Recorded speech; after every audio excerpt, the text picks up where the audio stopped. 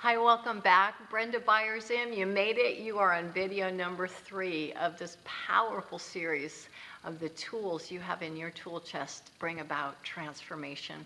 If you remember in video 1, we started talking about your thoughts and the ability to bring about total transformation by the renewing of your mind, and that your predominant thoughts and your predominant beliefs, and then we moved in video 2 to the predominant emotions are producing the results in your life. Remember, we said thoughts are the seed.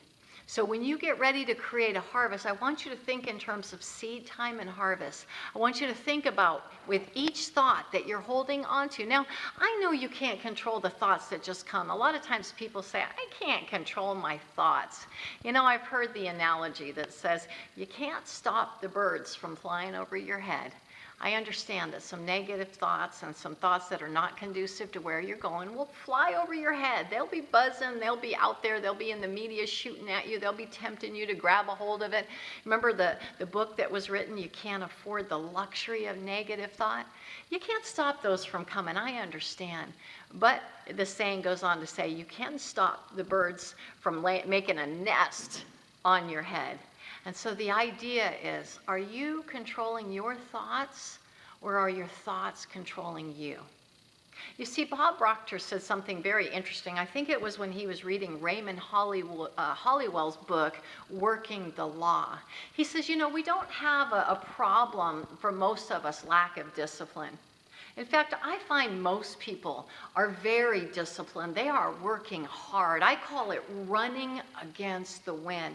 They are pushing and shoving, and there's most women that I know, they're willing to skip meals, they're willing to skip sleep, they're willing to do whatever it takes to make it work, but they're running against the wind, and they're mentally and physically exhausted. Bob Proctor says, we don't have a problem with discipline.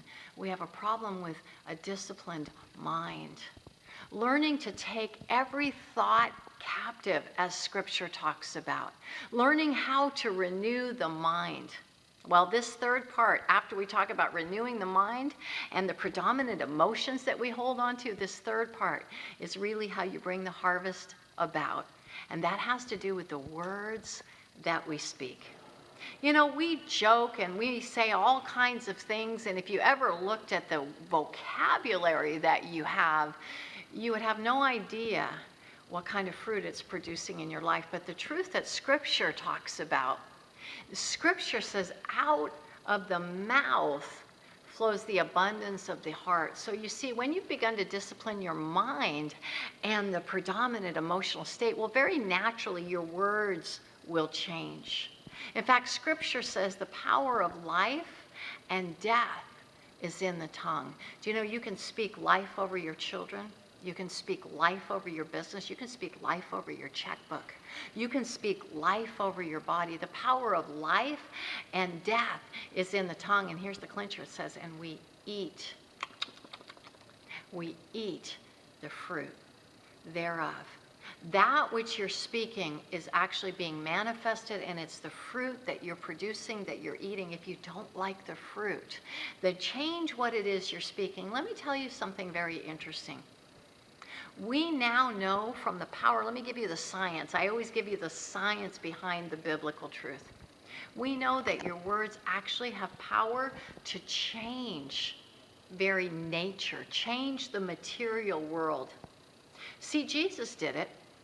The disciples were absolutely amazed. He walked by a vine, and it was deceptive. It was a fig tree, and it didn't have the figs. It was deceptive and looked like it would have the figs, and he cursed it. He didn't cut it down. He didn't burn it. He didn't put an axe to it. He simply cursed it. Well, the next day, Jesus and the disciples were walking by, and the disciples were amazed. They said, Master, the fig tree you cursed, it withered all the way down to the roots, to the ground. And Jesus did what he always did. He turned the attention from himself to them, because see, you have these tools in your toolbox. He turned the attention because he knew every one of us is created in the very image of God. And he knew that God had given us this ability to think and to feel and to speak and to literally create our reality. And he said, Don't think that's strange. He says, you too, if you have faith, you can say to this mountain, yeah, you can talk to a mountain. Do you have a mountain of debt?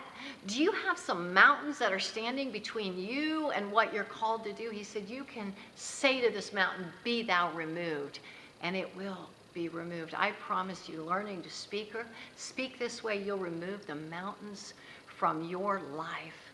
We know this scientifically.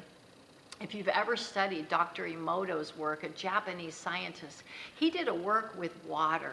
I encourage you to look this up. You see, he took water and he would photograph it. In fact, I know someone locally that actually was part of that photography, and he would photograph that water. And then he would put, both in writing and speaking, key words. Words have power. He would put the words love next to some water.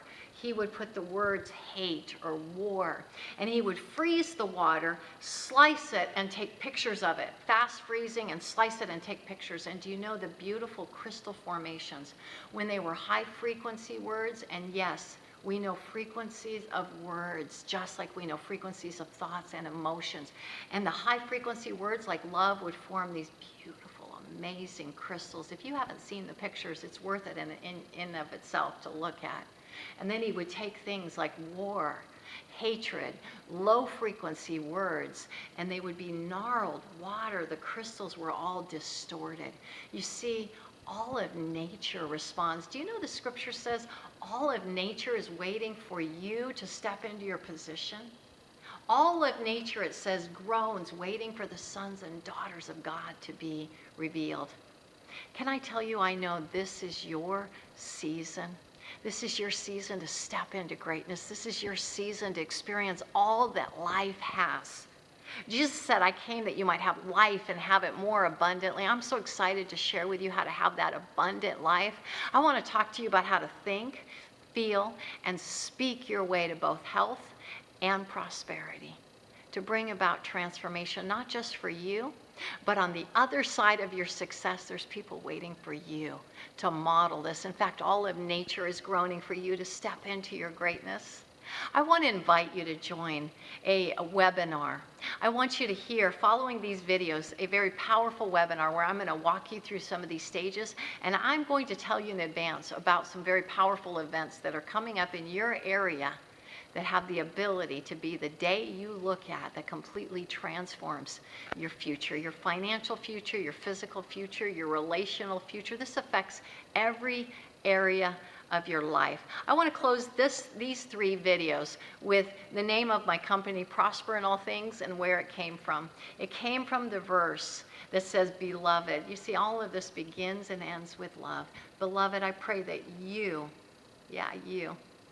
may prosper in every single area of your life, financially, physically, relationally, spiritually, and be in health, because without health, what do you have? And there's the key, even as your soul prospers. That word soul, biblical, means mind, will, and emotions, the very thing we've been talking about on these 3 videos. I bless you to prosper in everything you put your hand to. This has been Brenda Byers-Im from Prosper in All Things, sharing think, feel, speak your way to health and prosperity.